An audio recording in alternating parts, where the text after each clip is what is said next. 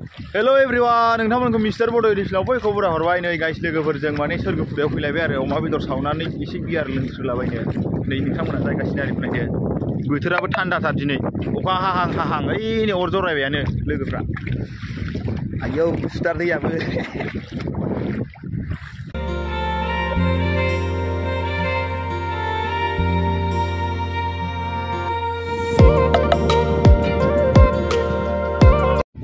जों दा नै गाइस लोगोफोर अमा बेदरखौ सुनो नागिरदों ओइ मा बिलाइ ओइ आयु हाग्रा देन्था जारिमन देन्थासो खामजोबगोन बे देन्थाया दसेनो नै लोंलोंथार नै गाइस लोगोफोर बेदर सावगासिनो दं मोनबायानो माब्रा बेदर सावनाया नै लोंग्राखौ देखायनो र' मा नामलै गडफादार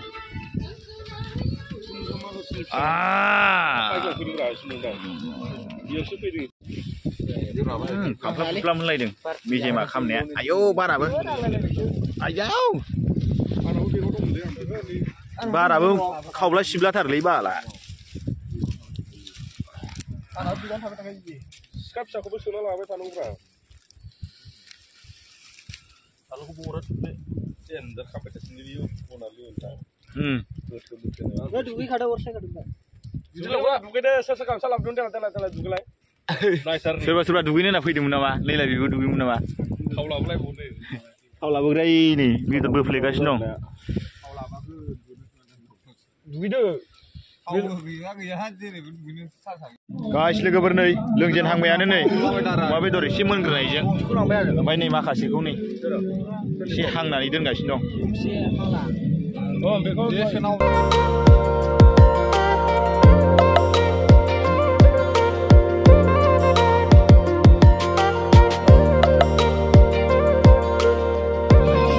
फेबाय नामालै दे बेदरा बोफ्लेबावदो आयु गैला माथो जायो जोबजोब्बाय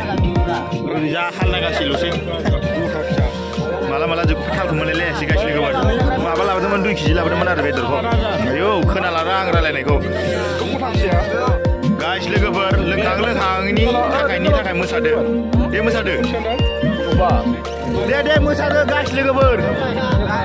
आयु बारा देन्जार बारखादों दे मोसादोब्रा गासिबो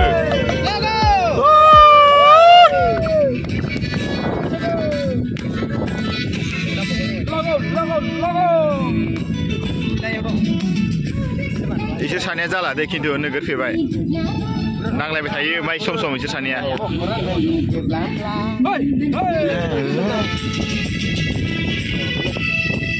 बिराद गोजांदों ना